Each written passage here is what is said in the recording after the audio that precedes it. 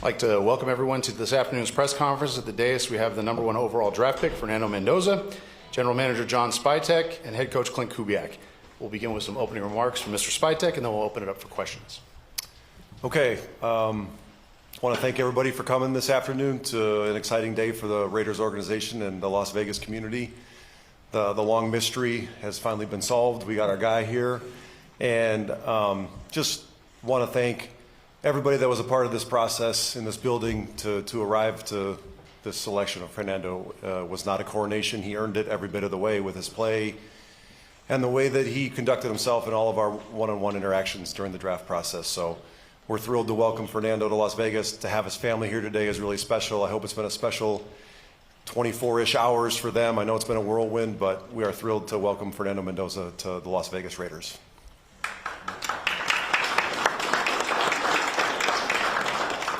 Okay, at this time we'll open up for questions from the media. We have microphones in both aisles. Please raise your hand and state your name and affiliation.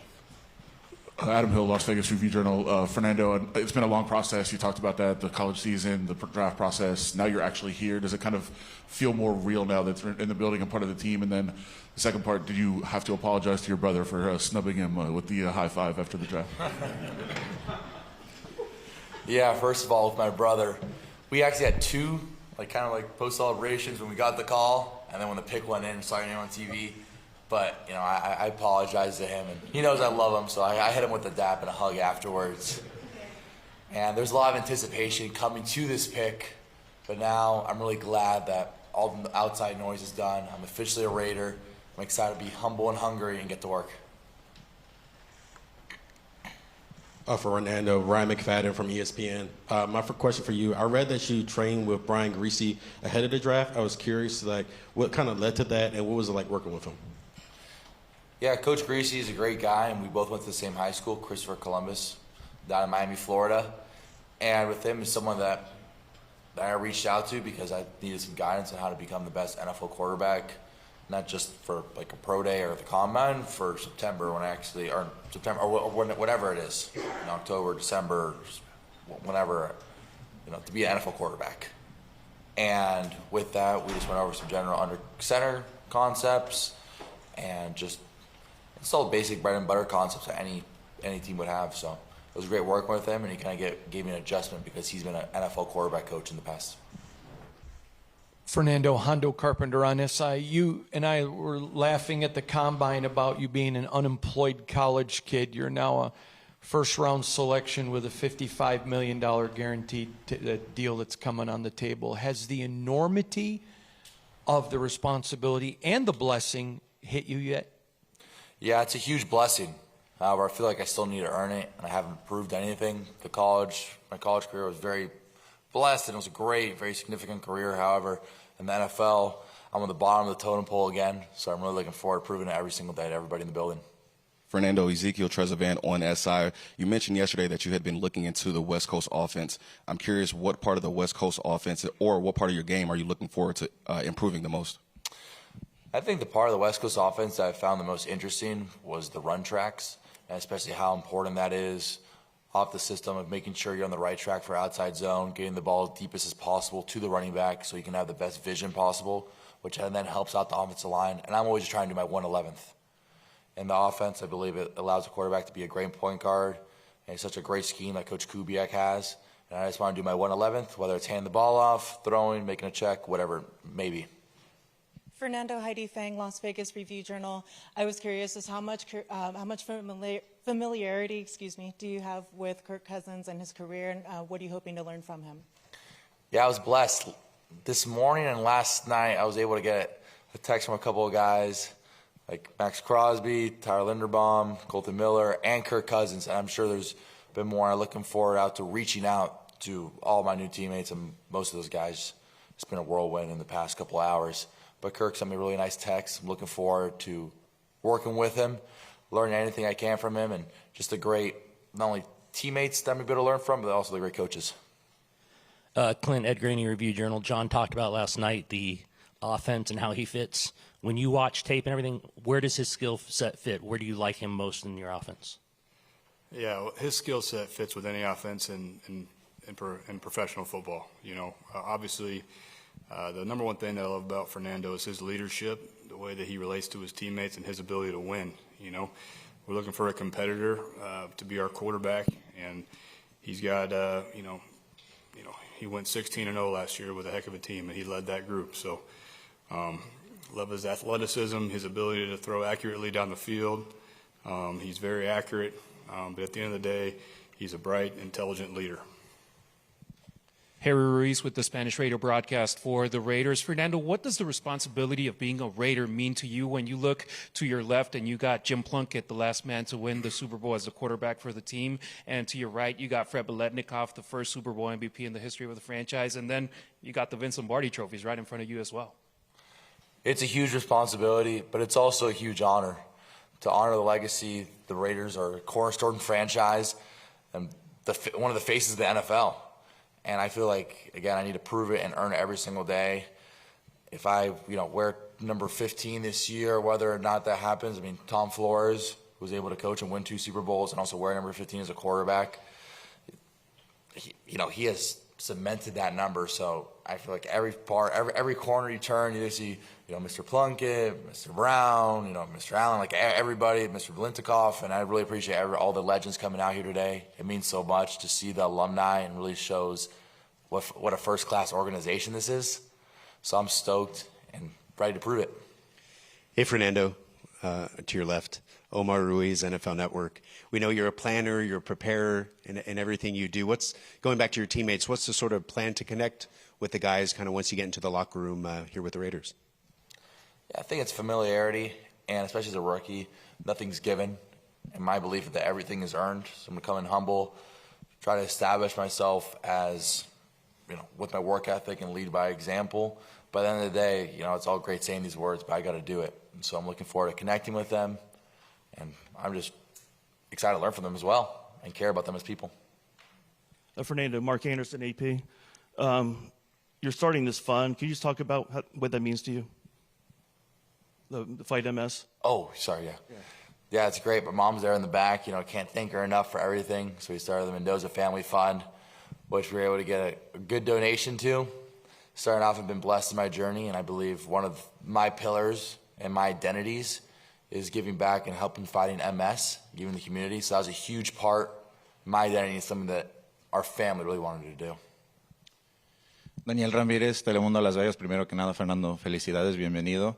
Al hablar con los aficionados en los últimos meses, algo que sobresale es el orgullo de la representación que llega al equipo. Algo que ha sobresalido en la anticipación a llegar a los Raiders de esta franquicia y el orgullo latino que existe en la historia de los Raiders. Yeah, I mean, the history of the Raiders, especially the Hispanic history, is like no other. I believe it's probably the most the Hispanic fan base and legends like Mr. Plunkett, like Mr. Flores. I mean, all those legendary Hispanic idols and cornerstones in the franchise.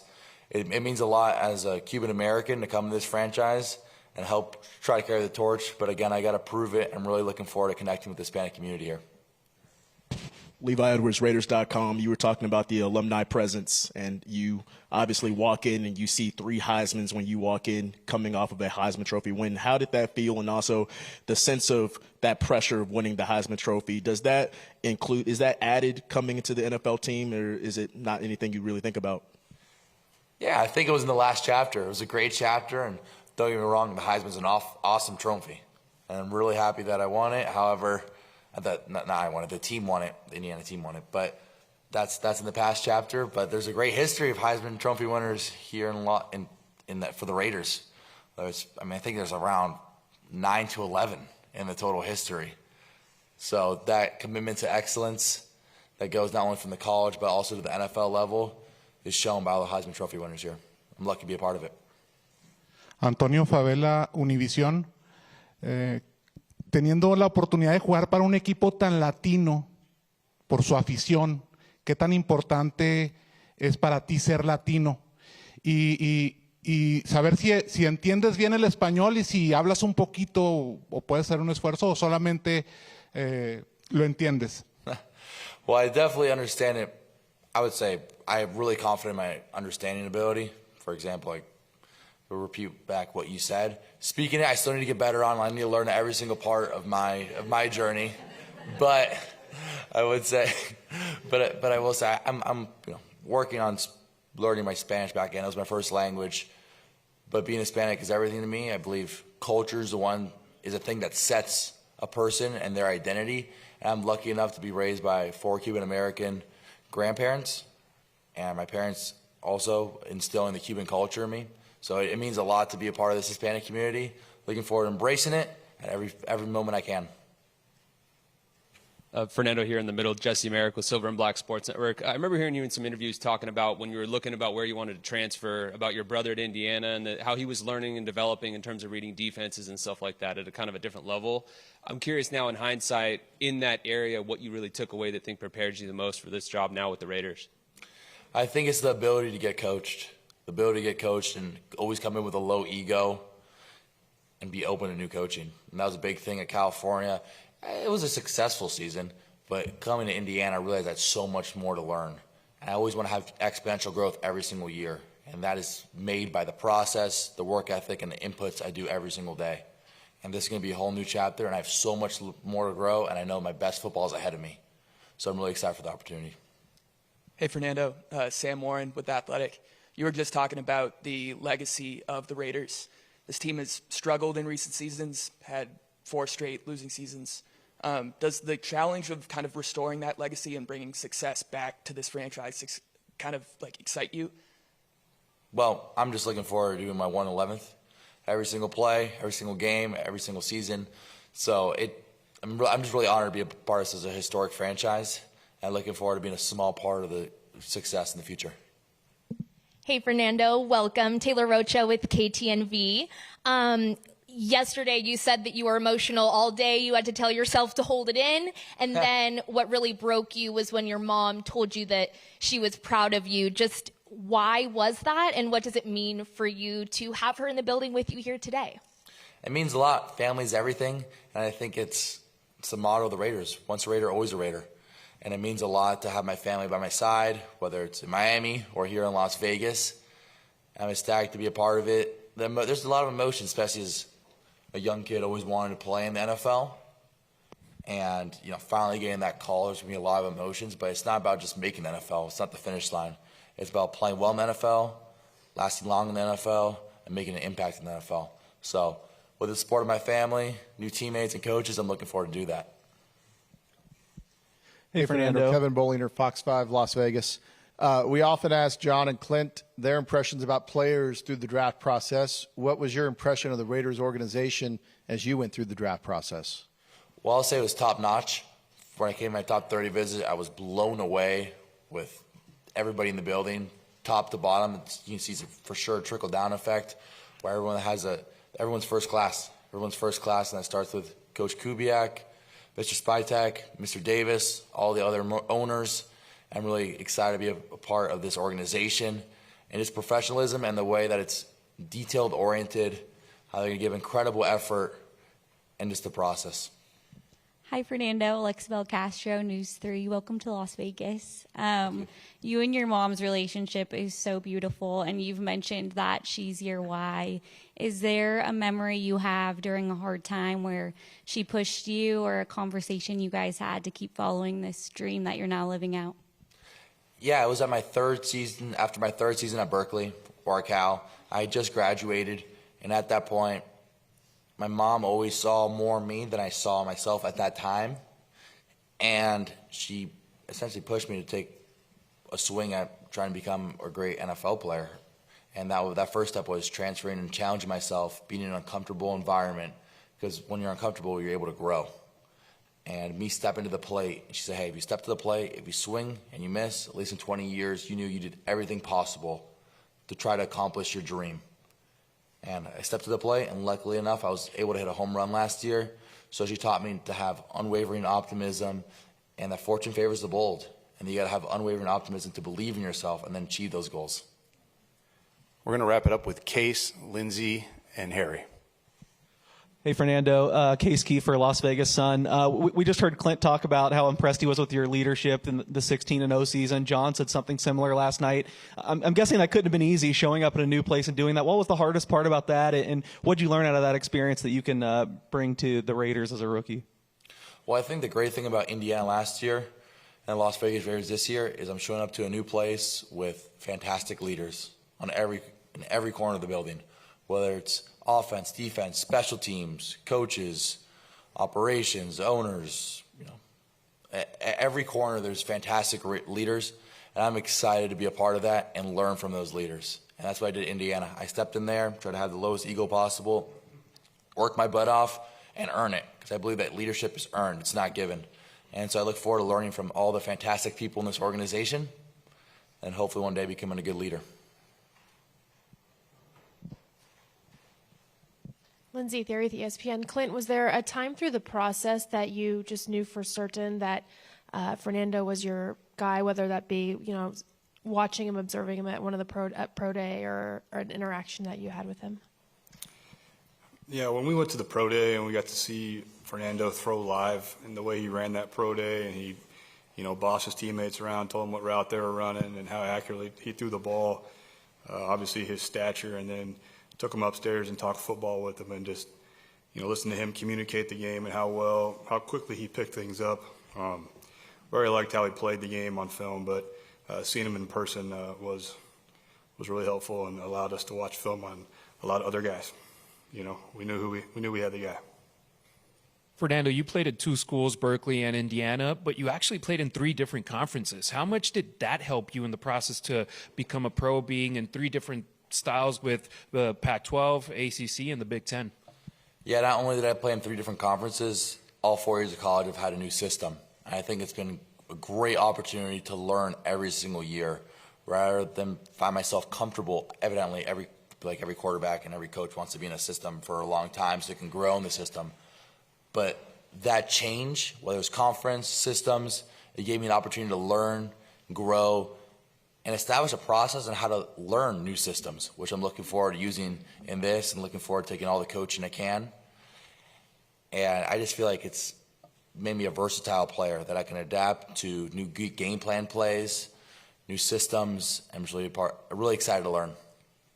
Great. Thank you, gentlemen. That concludes our press conference. Photographers, please approach the front. We'll have a quick photo opportunity. Thank you. God bless. Thank you guys for coming.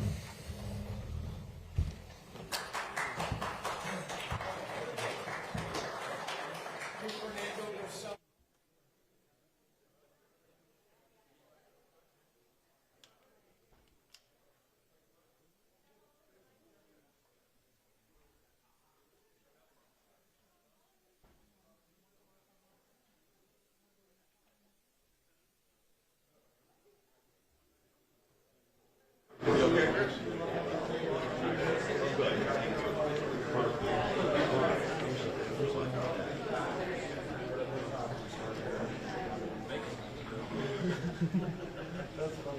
I swear.